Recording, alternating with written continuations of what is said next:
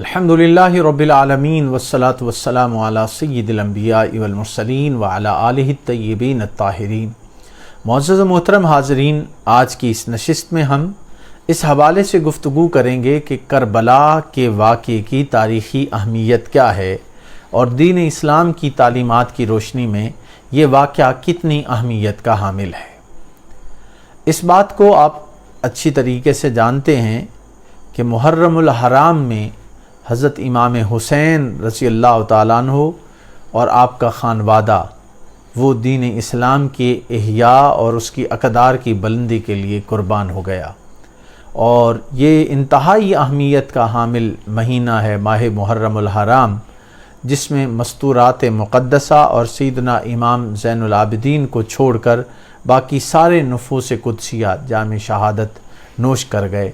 सवाल ये है कि वाक़या करबला क्या महज एक तारीख़ी वाक़या है या कोई इसकी एक सिग्निफ़िकेंस भी है, इसकी अहमियत भी है। इस पर गुफ्तगू करने के लिए चंद चीज़ों को जानना इंतहाई ज़रूरी है। जब हम कुरान पाक के उलूम पर और कुरान मजीद की तालीमात पर गौर करते हैं तो कुरान पाक में शाह वलीउल्लाह मुहद्दिस देहलवी ने अपनी किताब अल-फौज़ुल कबीर में उलूमुल कुरान को बयान किया है, और उन्होंने उन उलूम कुरान को जो बयान किया है उसे उलूम खमसा भी कहते हैं। और वो कौन से हैं? इल्मुल अक़ाइद, इल्मुल अहकाम और इल्मुत तज़कीर, तीन बुनियादी हैं। फिर आगे इल्मुत तज़कीर बिल मौत व बादल मौत, इल्मुत तज़कीर बे आला इल्ला, इल्मुत तज़कीर बे अय्यामिल्ला। तो ये इनको उलूम खमसा भी कहा जाता है।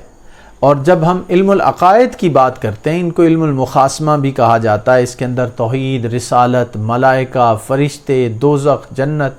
इस सारे के हवाले से जो अक़ाइद हैं, और फिर जो लोगों के अक़ाइद ख़राब थे उसके हवाले से कुरान पाक ने उन दलाइल को भी बयान किया है कि वो कैसे इन अक़ाइद का इनकार करते थे, अल्लाह की तौहीद का इनकार करते थे, आखरत का इनकार करते थे। तो ये एक उलूम कुरान में से एक इल्म है जिसे इल्मुल अक़ाइद या इल्मुल मुखासमा कहा गया। दूसरा जो अहम पहलू है इल्मुल अक़ाइद के बाद वो है इल्मुल अहकाम। इल्मुल अहकाम ये है कि जिसके अंदर नमाज, रोज़ा, हज, ज़कात, निकाह, तलाक़ और हलाल व हराम के मसाइल बयान किए गए हैं। ये कुरान ने बड़ी तफसील के साथ बयान किए हैं। तीसरा जो अहम मौजू है वो इल्मुत तज़कीर के हवाले से है, और इल्मुत तज़कीर के हवाले से यानी जिसमें नसीहत की गई है, जिसमें वाज़ मौजूद है कुरान पाक का, उसमें फिर आगे तीन दर्जे हैं। इल्मुत तज़कीर बिल मौत व बादल मौत, यानी उन चीज़ों को बयान किया गया है जो मौत से मुताल्लिक़ हैं और मौत के बाद से मुताल्लिक़ हैं। फिर अगली बात है इल्मुत तज़कीर बे आला इल्ला। इससे मुराद ये है कि मुख्तलिफ़ जगहों और कौमों और मुख्तलिफ़ वक्तों में जो इनामात, एहसानात और नेमतें अल्लाह ताला ने नाजिल फरमाई हैं उनको याद करने का हुक्म है, उनको हमेशा ज़हन नशीन रखने की ज़रूरत है। कुरान पाक ने बड़ी तफसील के साथ इस हवाले से गुफ्तगू की है। सूरह अल-बकरा की आयत नंबर 47 में इरशाद होता है, या बनी इसराइल अज़्कुरू निमती अल्लती अनअमतु अलैकुम व अन्नी फ़द्दलतुकुम अलल आलमीन, कि ए बनी इसराइल मेरे वो एहसान याद करो जो मैंने तुम पर किए, उस खुसूसी नेमत को भी याद करो जो मैंने तुमको आलमीन पर फजीलत अता की। वन्नी फ़द्दलतुकुम अलल आलमीन, सारे जहानों पर तुम्हें फ़जीलत अता की। तो अब ये बनी इसराइल को याद करवाया जा रहा है कि उन नेमतों को तुम कैसे भूल सकते हो। इसको इल्मुत तज़कीर बे आला इल्ला के उन्वान से कुरान पाक ने बयान किया है। इसी तरह सूरह अल-बकरा की आयत नंबर 49 में इरशाद होता है, वइज़ नज्जयनाकुम मिन आलि फ़िरऔन यसूमूनकुम सूअल अज़ाब युज़ब्बिहून अबनाअकुम व यस्तहयून निसाअकुम, कि ए आले याकूब याद करो वो वक्त जब हमने तुमको फ़िरौन के लोगों से रिहाई दी जो तुमको सख्त अज़ाब देते थे, तुम्हारे लड़कों को ज़िबा करते थे और तुम्हारी लड़कियों को ज़िंदा रहने देते थे। तो अब यहाँ पे देखिए कि आले फ़िरौन, आले याकूब के हवाले से यहाँ पे बयान किया जा रहा है कि ए याकूब अलैहिस्सलातु वस्सलाम की औलाद आले फ़िरौन से तुम्हें निजात हमने अता की, उनके जुल्म से निजात दी, उस वक्त को याद करो। इसी तरह ایک اور مقام پہ ارشاد ہوا وَظَلَّلْنَا عَلَيْكُمُ الْغَمَامَ وَأَنزَلْنَا عَلَيْكُمُ الْمَنَّ وَالسَّلْوَىٰ كُلُوا مِن طَيِّبَاتِ مَا رَزَقْنَاكُمْ، سورہ البقرہ اس کی آیت نمبر 57۔ اور یاد کرو کہ فرعون کے غرق ہونے کے بعد جب تم شام کو روانہ ہوئے اور میدان طیہ میں سرگرداں پھرتے تھے تو ہم نے تم پر بادلوں کا سایہ کر دیا۔ اب اس چیز کو بھی قرآن پاک نے بیان کیا، تمہارے لیے من و سلوہ اتارا اور تم ہماری دو ہی پاکیزہ چیزوں میں سے کھاؤ، یہ اللہ رب العزت نے بیان کیا ہے۔ تو آپ نے دیکھا کہ جب اللہ تعالیٰ نے اپنے احسان اور نعمتوں سے نوازا تو ان کو یاد کرنے کا اور اس وقت کو، ان موقعوں کو یاد کرنے کا اللہ تعالیٰ نے قرآن پاک کا ایک موضوع بنایا ہے۔ اگر ان واقعات کو یاد کرنا اتنی اہمیت کا حامل نہ ہوتا تو قرآن پاک اس کو اتنی تفصیل سے بیان نہ کرتا۔ اب ایک اور جو پہلو ہے، پانچواں پہلو علوم کا، وہ ہے علم التذکیر بایام اللہ، کہ اللہ تعالیٰ کے ان خاص ایام کو یاد کرو اور ایسے ادوار و واقعات کو یاد کرو جن کو پڑھ کر انسان کا دل متاثر ہوتا ہے، اور ایسے بے شمار واقعات قرآن پاک نے ہمارے سامنے بیان کیے ہیں، اور یہی وجہ ہے کہ اسی کی ایک ریلیونس میں، علم التذکیر بایام اللہ کی ریلیونس میں ہی ہمیں میدان کربلا میں اور واقعہ کربلا کی تاریخی اہمیت کو سمجھنے کی ضرورت ہے کہ ایسے واقعات کو یاد کرنا کوئی غیر اسلامی یا غیر ضروری چیز نہیں ہے، بلکہ یہ قرآن پاک کا ایک مستقل مضمون ہے، اور اس کو قرآن پاک نے بڑی شرح و بسط کے ساتھ بیان کیا ہے۔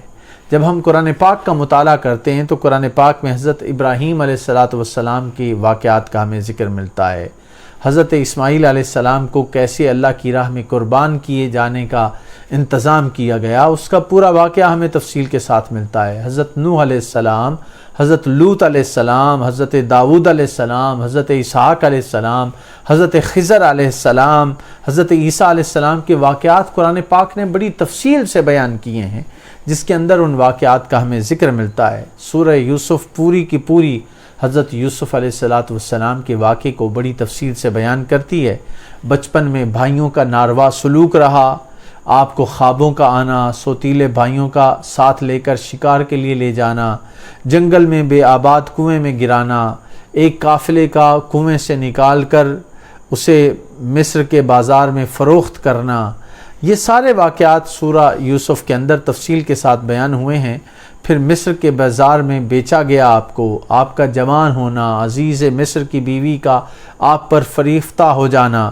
اسی طرح کے واقعات، پھر آپ پر تہمت کا لگنا، قید ہو جانا، پھر قید میں آپ کے ہمراہی دو قیدیوں کا خواب دیکھنا، ان خوابوں کی حضور حضرت یوسف علیہ السلام کی تعبیر بتانا، پھر اس سارے واقعات کو ہم قرآن پاک میں بڑی تفصیل کے ساتھ دیکھتے ہیں۔ تو اگر یہ واقعات کی تفصیل قرآن پاک میں موجود ہے تو یہ کوئی بے مقصد نہیں ہے، بلکہ ان واقعات کو اہمیت حاصل ہے، اور اسی اہمیت کی بنیاد پہ ایام، خاص ایام کو یاد کرنا، یہ قرآن پاک کا ایک مستقل مضمون ہے۔ اسی طرح تاریخ اسلام میں واقعہ کربلا بھی اپنے اندر بہت زیادہ اہمیت کا حامل ہے، اور اس واقعے کو یاد کرنا، اس کو یاد کر کے اپنے کردار کی اصلاح کرنا، یہ ہمیں ضرور کرنا چاہیے، اور اپنی زندگی میں اس کے حوالے سے رہنمائی لینی چاہیے۔ اب دیکھیے قرآن پاک نے نہ صرف ان انبیاء کے واقعات کو بیان کیا ہے، بلکہ صالحین کے واقعات بھی قرآن پاک میں ہمیں بڑی تفصیل کے ساتھ ملتے ہیں۔ سورہ الکہف کو اٹھا لیجئے، وہاں اصحاب کہف کا ذکر ہے، نہ صرف اصحاب کہف کا ذکر ہے بلکہ ان کے کتے کا بھی ذکر ہے۔ سورہ الکہف اس کی آیت نمبر 18 میں ارشاد ہوتا ہے وَقَلْبُهُمْ بَاسِطٌ ذِرَاعَيْهِ بِالْوَسِيدِ، کہ ان کا کتا چوکھٹ مار کر بیٹھا ہوا تھا۔ وَقَلْبُهُمْ بَاسِطٌ ذِرَاعَيْهِ بِالْوَسِيدِ، اب دیکھیے کہ قرآن پاک نے کتے کے انداز نشست کو بھی بیان کیا ہے، اور قرآن پاک میں اگر آپ یہاں پہ غور کریں تو جتنی بار اللہ رب العزت نے اصحاب کہف کا ذکر کیا ہے، ساتھ ان کے کتے کا بھی ذکر کیا ہے۔ سورہ الکہف کی آیت نمبر 22 کا مطالعہ کیجیے، ارشاد ہوتا ہے سَيَقُولُونَ ثَلَاثَةٌ رَابِعُهُمْ كَلْبُهُمْ وَيَقُولُونَ خَمْسَةٌ سَادِسُهُمْ كَلْبُهُمْ رَجْمًا بِالْغَيْبِ وَيَقُولُونَ سَبْعَةٌ وَثَامِنُهُمْ كَلْبُهُمْ۔ اب دیکھیے کلبہم کلبہم کلبہم، بار بار اس کا ذکر ہو رہا ہے۔ تو معلوم کیا ہوتا ہے کہ اللہ کے نیک بندوں کے ساتھ اگر کسی جانور کو، کتے کو بھی نسبت ہو جائے تو اسے بھی اللہ رب العزت نے مضمون کے طور پہ بیان کیا ہے۔ پھر دیکھیے کہ وہ اللہ کے نیک بندے تھے،